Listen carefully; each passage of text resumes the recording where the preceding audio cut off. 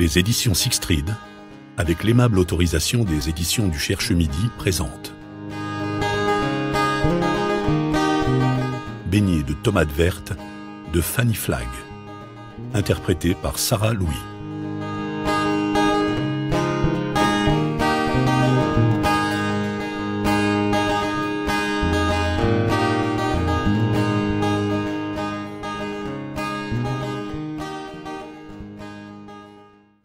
La Gazette de Weems, bulletin hebdomadaire de Whistle Stop, Alabama.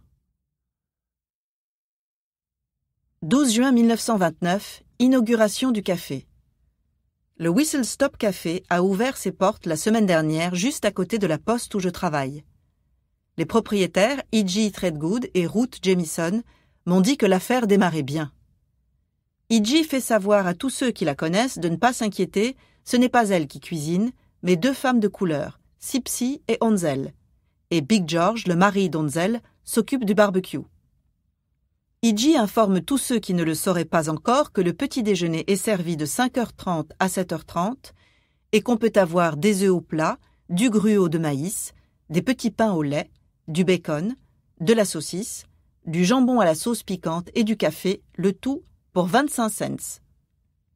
À midi et le soir, il y a du poulet frit, des côtes de porc en sauce, du poisson chat ou un assortiment de grillades accompagné d'un choix de 3 légumes, de petits pains au lait ou au maïs, boissons et desserts, pour 35 cents.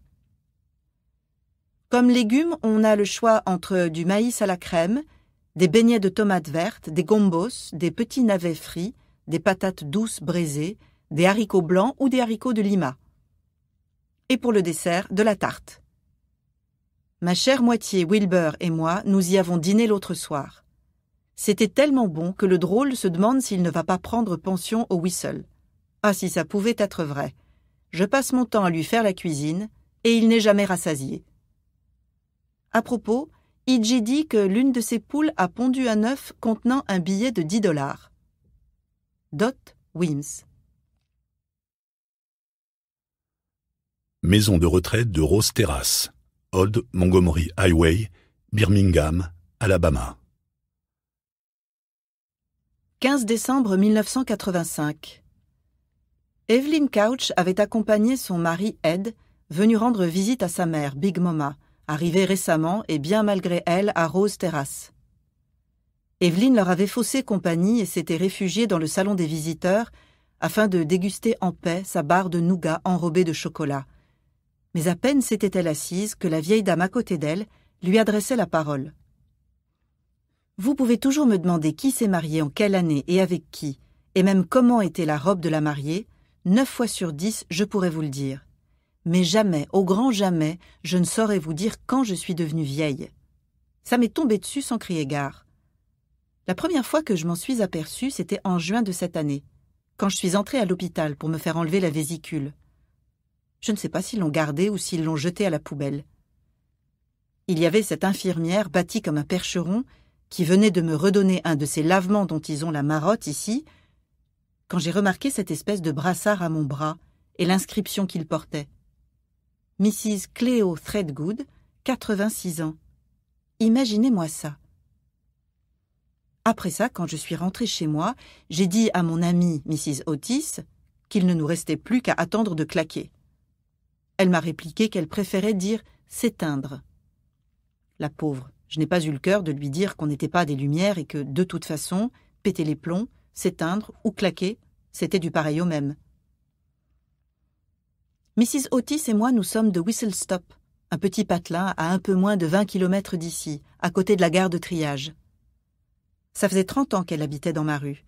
Mais quand son mari est mort, son fils et sa bru se sont empressés de la faire entrer ici, à Rose Terrace, et ils m'ont demandé de venir avec elle. Je leur ai répondu que je voulais bien lui tenir compagnie pendant quelque temps.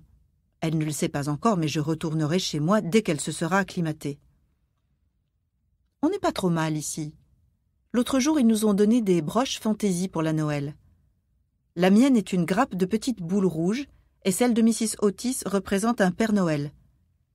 Mais j'ai été triste de ne pouvoir prendre ma Minette avec moi. Ils ne veulent ni chien ni chat ici, et ma bête me manque. J'ai toujours eu des chats, toute ma vie. Je les confie à ma petite voisine. Elle arrose aussi mes géraniums. J'ai 4 jardinières en ciment sous le porche et toutes sont en fleurs. Mon amie, Mrs. Otis, n'a que 78 ans et elle est très gentille, mais c'est une anxieuse. Je gardais mes calculs biliaires dans un bocal sur ma table de nuit. Eh bien, elle m'a demandé de les cacher. Ça la déprimait, m'a-t-elle dit.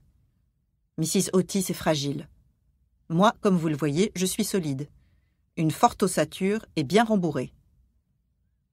Mais je n'ai jamais conduit de voiture. Et ça m'a valu de rester souvent en plan dans ma vie. Je bougeais rarement de chez moi. J'attendais qu'on vienne me chercher pour aller dans les magasins ou chez le docteur ou à l'église. Il y a quelques années, on pouvait encore se rendre en tramway à Birmingham. Et puis, ils ont supprimé la ligne. Si je pouvais revenir en arrière, la première chose que je ferais, ce serait de passer mon permis de conduire.